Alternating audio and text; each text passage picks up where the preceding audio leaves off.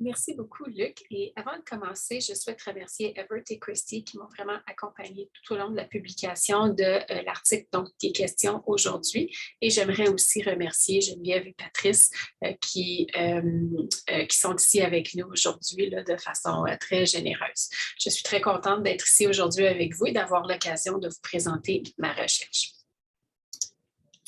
Donc, j'essaierai de m'en tenir aux 15 minutes qui m'ont été accordées, peut-être un petit peu plus pour nous donner le plus de temps possible pour les échanges ensuite. Plutôt que de vous présenter l'article dont il est question aujourd'hui, j'ai décidé de vous en présenter 4. Donc, vous avez à l'écran un aperçu général de la présentation. Je commencerai par établir le contexte des études, des 4 études. Puis ensuite, je vais vous les présenter en groupe de 2. Je vais décrire les liens qui les unissent, évidemment. Et puis ensuite, je terminerai en vous proposant certaines perspectives d'avenir pour la recherche et la pratique. Donc, pour commencer, évidemment, il est important de bien définir l'évaluation de programme. Vous avez devant les yeux la définition du gouvernement fédéral telle que présentée par le secrétariat du Conseil du Trésor. Donc, l'évaluation de programme est une pratique professionnelle qui a pour objectif d'examiner, grâce à des méthodes de recherche sociale, le mérite et la valeur des interventions et d'en évaluer la pertinence, l'efficacité et l'efficience. Donc, l'évaluation vise à fournir des données empiriques aux dirigeants des organismes afin d'appuyer la prise de décision au sujet du maintien, de l'élimination ou de l'amélioration des programmes. La fonction d'évaluation fédérale existe depuis 1977 à peu près et elle a évolué de diverses manières au fil des ans. Donc, cette évolution est surtout marquée par une série de circulaires, de directives, de politiques qui décrivent ce qui devrait être évalué et comment on devrait le faire. Vous en avez donc un aperçu à l'écran. Ce qu'on constate rapidement à la lecture des objectifs de chacun de ces éléments-là, c'est qu'en général, l'idée principale a très peu changé au fil des ans. L'évaluation doit produire des données et donner des conseils au sujet de la pertinence, de l'efficacité et de l'efficience des programmes pour appuyer la prise de décision, améliorer les programmes et pour être imputable pour les résultats qui ont été obtenus. Ce qu'on voit moins clairement au niveau des objectifs, ce sont vraiment les détails qui ont évolué, eux, au fil des ans.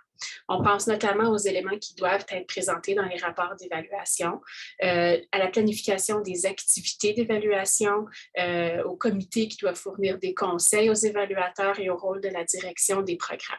Tout cela a changé et évolué au fil des ans. La politique sur les résultats, qui a été adoptée en 2016, est l'encadrement le plus récent de la fonction d'évaluation. Cette politique, comme les précédentes, délègue la responsabilité d'établir des fonctions ministérielles d'évaluation aux administrateurs généraux et présente les consignes qui devraient être respectées en matière de planification, de production et d'utilisation des évaluations dans les ministères et agences. Elle précise les rôles et les responsabilités spécifiques des personnes qui sont engagées dans la démarche évaluative et les personnes qui sont aussi responsables des programmes et réserve aussi certaines tâches aux membres de la haute gestion. L'utilisation des évaluations, ça réfère à une préoccupation importante dans notre domaine qui est étudiée depuis plus de 40 ans. Effectivement, une évaluation qui ne sert à rien, qui n'est pas utilisée, ne vaut pas vraiment la peine d'être faite. Un rapport qu'on met sur une tablette, ça ne sert pas à grand-chose. On constate, quand on lit la lecture des politiques en matière d'évaluation, que l'utilisation est réellement au cœur des activités évaluatives au gouvernement fédéral. On y fait référence souvent à l'utilisation. Et en fait, on peut voir que dans l'évolution des politiques, ce lien-là entre la production et l'utilisation des évaluations se resserre au fil du temps.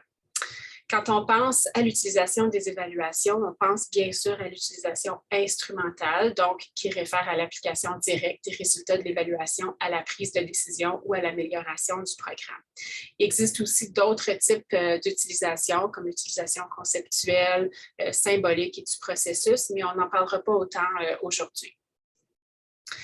L'utilisation instrumentale est aussi importante dans une logique de réduction ou de consolidation budgétaire parce qu'elle peut fournir des informations importantes et critiques par rapport à la pertinence et à l'efficacité des programmes en vigueur. Donc, on veut vraiment assurer une utilisation instrumentale des évaluations au minimum.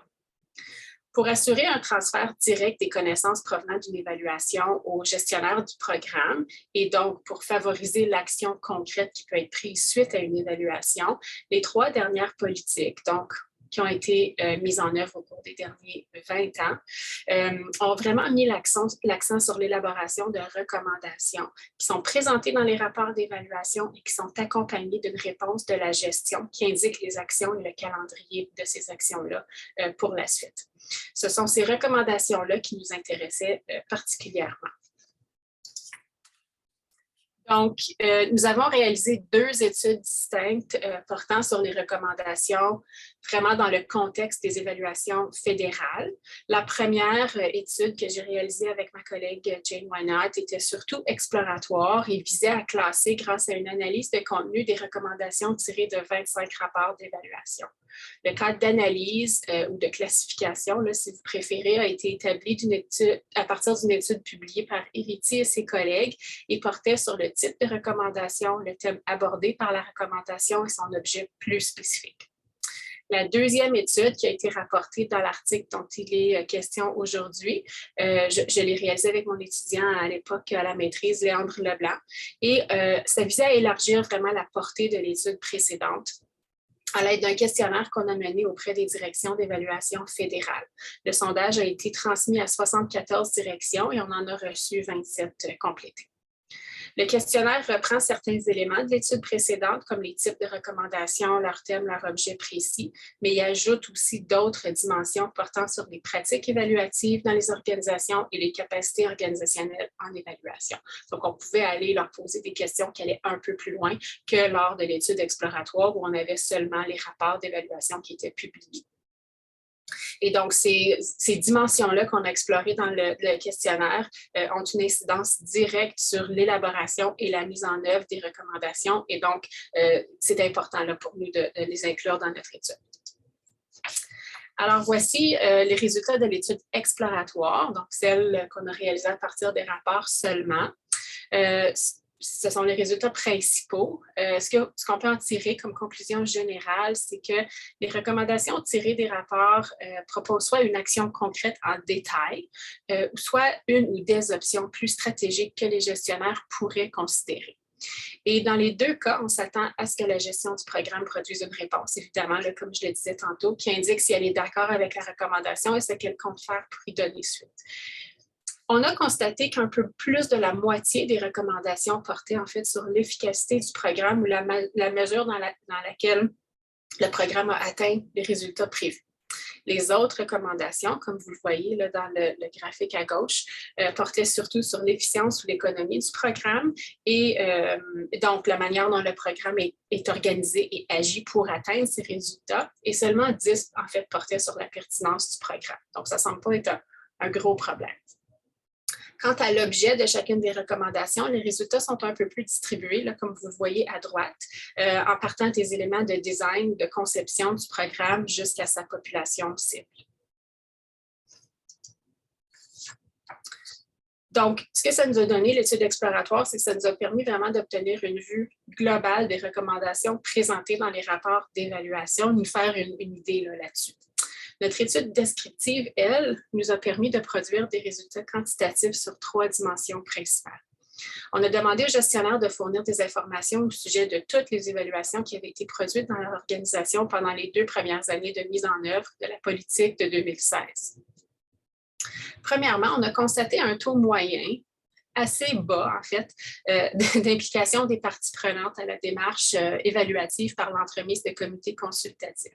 On a aussi constaté un taux semblable et bas d'implication des programmes lors de l'élaboration des recommandations. Et ça nous a un peu surpris. On s'attendait à des pourcentages plus élevés compte tenu de l'importance de l'utilisation et du transfert des connaissances là, dont on parle dans la politique.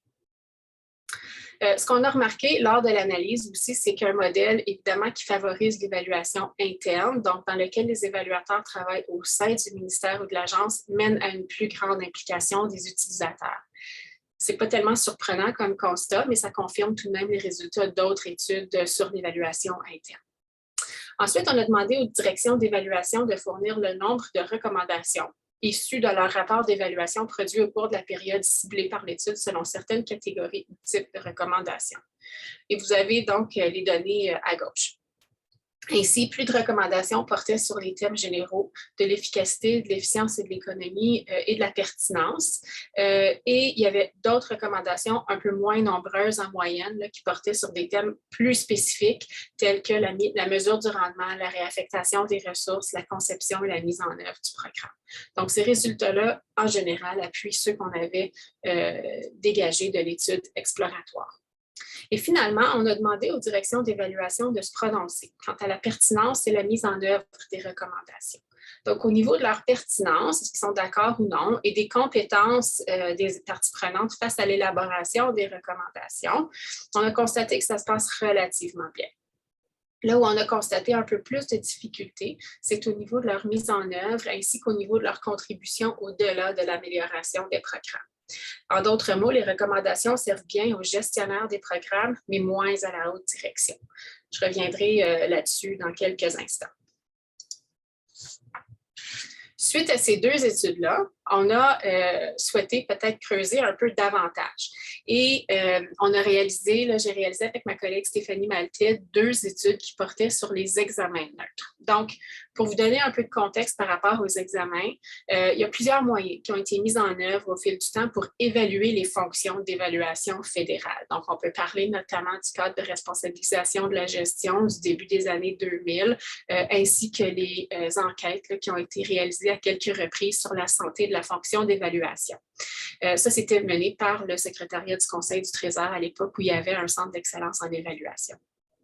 Aujourd'hui, on se sert moins de ces mécanismes-là, ces moyens-là, et on se sert davantage d'examens neutres. Donc, ces examens-là portent essentiellement sur la conformité des ministères et des agences à la politique. Cette exigence-là de réaliser un examen neutre est apparue dans la politique sur l'évaluation de 2009, donc ça fait un peu plus de 20 ans qu'elle est en vigueur, et indique que les ministères et agences doivent réaliser ou faire un examen neutre de leur fonction à peu près aux 5 ans. Et donc, l'idée, c'est que ce rapport-là est ensuite présenté à l'administrateur général, mais n'est pas partagé avec le Conseil du Trésor. Donc, l'idée, c'est vraiment d'informer l'administrateur général quant à la conformité avec la politique.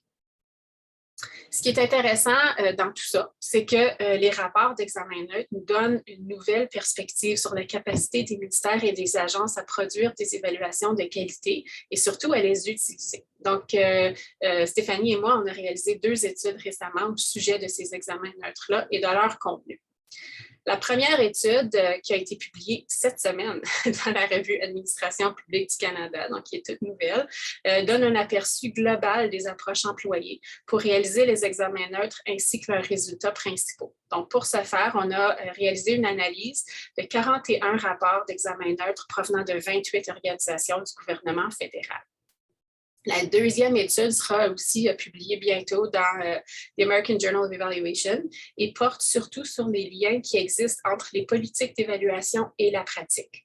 Encore une fois, cette étude-là s'appuie sur notre analyse des 41 rapports d'examen neutre, mais à travers une lentille qui est un peu différente. On souhaitait voir dans cette étude-là dans quelle mesure les divers éléments constituant la politique sur l'évaluation et la politique sur les résultats ont été mis en œuvre par les organisations fédérales et comment la pratique de l'évaluation est déterminée ou influencée par les politiques.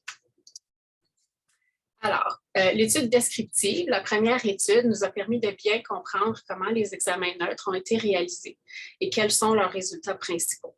Premièrement, on a constaté que les rapports sont fondés sur une variété d'approches telles que définies par le secrétariat du Conseil du Trésor dans un guide qui a été publié là, à l'intention des ministères et des agences. Cependant, ces approches-là se chevauchent pas mal, en fait, et portent sur les mêmes thèmes. Donc, ce sont ces thèmes-là que vous avez à l'écran. On parle évidemment de conformité à la politique, mais on parle aussi de capacité organisationnelle en évaluation, de la qualité et de la valeur ajoutée des évaluations, ainsi que des pratiques professionnelles en évaluation et l'utilisation, bien sûr. Au niveau des méthodes, on a constaté que la majorité des examens neutres ressemblent en fait beaucoup à une évaluation. On utilise les mêmes méthodes dans tous les examens, dans tous les rapports qu'on a examinés. On a constaté qu'il y avait un examen des documents et qu'il y avait des entretiens semi-dirigés.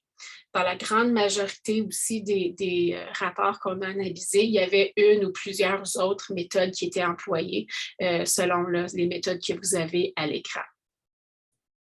Au niveau des résultats, la grande majorité des rapports indiquent que le ministère ou l'agence en question est conforme aux grandes lignes de la politique. Ça ne semble pas être un problème majeur de ce côté-là et ce n'est pas surprenant parce que le cadre de responsabilisation de la gestion avait dit la même chose au début des années 2000 et donc on s'attend à ce que les ministères et agences continuent à être conformes à la politique. Là où on a découvert un peu plus de nuances, c'est vraiment au niveau de la capacité évaluative, de l'utilisation et de la valeur ajoutée de la fonction évaluative pour la haute gestion. Ça variait beaucoup plus d'un ministère ou d'une organisation à l'autre. Et c'est ce qui est intéressant à mon avis, parce que c'est ça qui nous permet d'entrevoir des pistes d'amélioration pour la fonction. Dans la deuxième étude, on a repris un peu chacun des éléments de la politique sur les résultats et on décrit leur niveau de mise en œuvre selon les résultats qui ont été présentés dans les rapports d'examen neutre. C'est donc une analyse de données secondaires, comme la première étude, qui comporte son lot de limites, mais les résultats nous donnent quand même une idée de la manière dont la politique a été mise en œuvre concrètement dans le ministère. Donc, au niveau de la supervision et de la gestion de la fonction d'évaluation dans les ministères, ça se passe plutôt bien. Ce sont surtout des éléments là, à ce niveau-là qui relèvent de l'administrateur général et donc ça explique peut-être pourquoi la majorité des ministères ont déjà mis sur pied l'infrastructure et les procédures nécessaires, comme par exemple le comité ministériel sur l'évaluation et la mesure du rendement, donc le fameux PMEC en anglais. Au niveau des compétences des évaluateurs, là aussi, on reconnaît que ça se passe assez bien. Il y a quelques rapports qui indiquent certains besoins en termes de compétences techniques et on constate aussi qu'il y a un certain roulement du personnel. On a de la difficulté à recruter des évaluateurs, surtout au niveau plus élevé, mais ça ne semble pas être un problème répandu selon les rapports que nous, on a analysés. Au niveau de la gestion des projets d'évaluation, ici, les examens neutres révèlent que plusieurs éléments ont besoin d'amélioration, tels que la durée des projets qui est souvent trop longue, leur coût, efficacité et l'assurance qualité au niveau des pratiques et des rapports d'évaluation.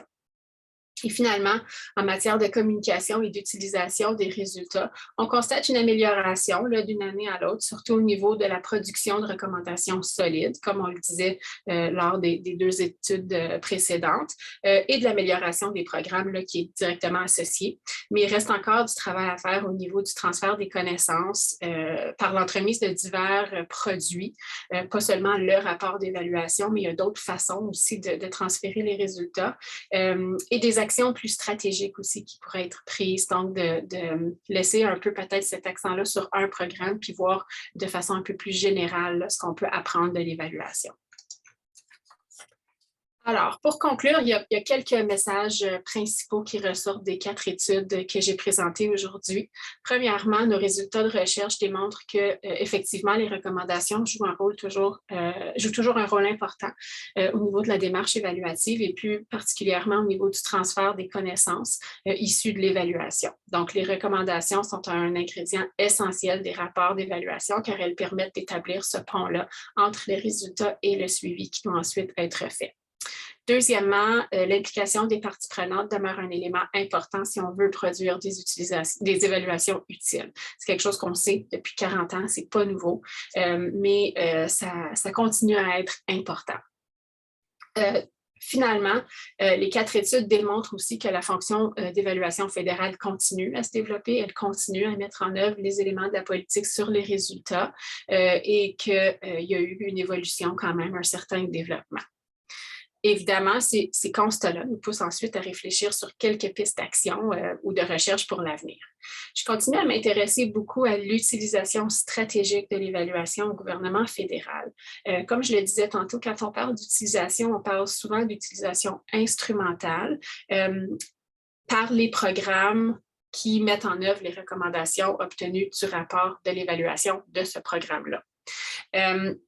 on voit moins une utilisation plus stratégique où les évaluations contribueraient à des décisions à l'échelle organisationnelle.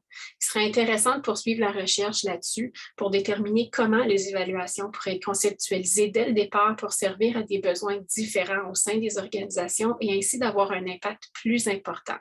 La politique sur les résultats offre une flexibilité à ce niveau-là et permettrait en principe au ministère et aux agences de le faire, mais on n'a pas beaucoup d'exemples de ça encore. La politique sur les résultats a eu 5 ans l'été dernier et elle n'a pas encore été évaluée. Donc, je pense qu'il serait important de le faire pour en déterminer les impacts et suggérer de nouvelles pistes d'amélioration. Ça avait été fait en 2015 pour la politique sur l'évaluation de 2009 et cette évaluation-là avait quand même fourni des pistes importantes et intéressantes pour l'avenir. Et finalement, on constate de manière anecdotique qu'au fil des ans, les pratiques d'évaluation ont aussi influencé les politiques. Certains changements qui ont eu lieu entre la politique sur l'évaluation et la politique sur les résultats sont attribuables en partie à la rétroaction des praticiens, des évaluateurs dans les ministères. Et donc, il serait intéressant d'examiner cette influence-là de manière systématique parce que c'est un peu à l'inverse de ce à quoi on s'attendrait et des échanges qui ont lieu entre les praticiens dans les ministères et les responsables des politiques au Conseil du Trésor. Donc, merci pour votre écoute très attentive. Je vais arrêter de partager mon écran et on peut passer ensuite à la discussion.